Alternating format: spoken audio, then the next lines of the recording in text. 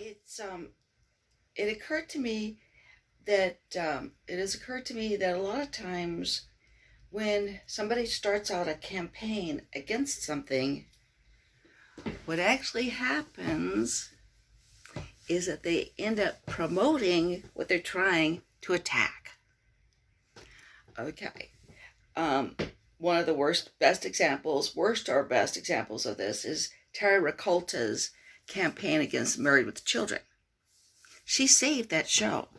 I mean, there's no question that had she not had that campaign, that show would have been canceled after 2 seasons. But it wasn't. Because when she started campaigning against it, people wanted to find out what the fuss was all about. And they tuned in, and they saw that it was a funny show, a good show, and they became fans. So it lasted 11 years, when it probably would have lasted only 2 years if she had not tried to campaign against it.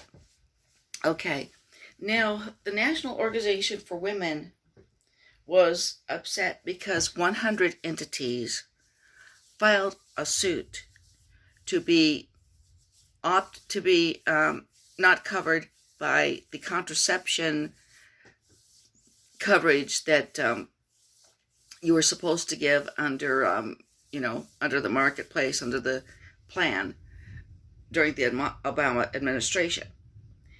Now, there were 100 entities that were part of that lawsuit.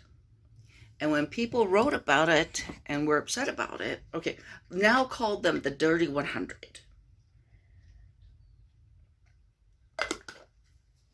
And they regarded it as kind of a dirty trick that they wanted to kind of foist their own religious beliefs onto their employees who could be of any religion or non-religion.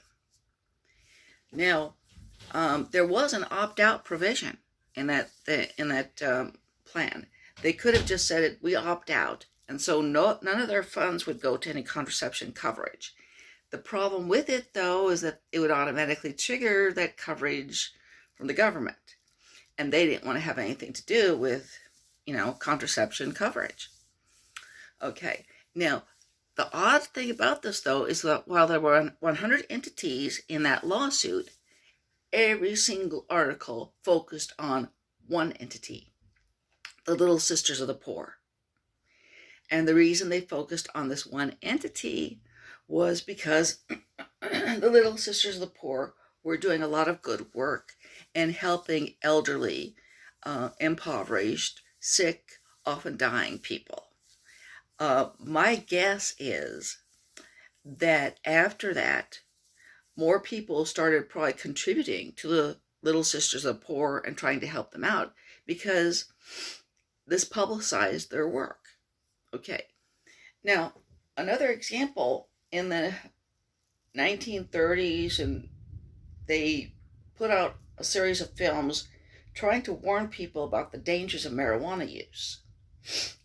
One of them was called Marijuana. One of them was called Reefer Madness. There was another one called She Should Have Said No. And it starred Leela Leeds, who, along with Robert Mitchum, had been arrested for possessing marijuana. And one of the films, in fact, was just called Marijuana. Okay, and all of them were scare films in which, marijuana was depicted as this very frightening substance that triggers people to become promiscuous, become criminals, become violent, so on and so forth. And now, who is it who watches those shows? They have a cult following among potheads.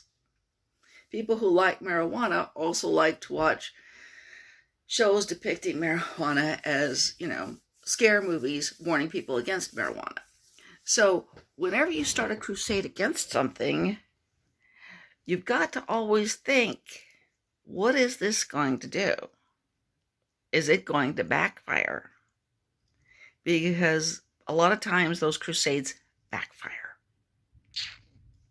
Hope you like what you heard, and will subscribe to my channel.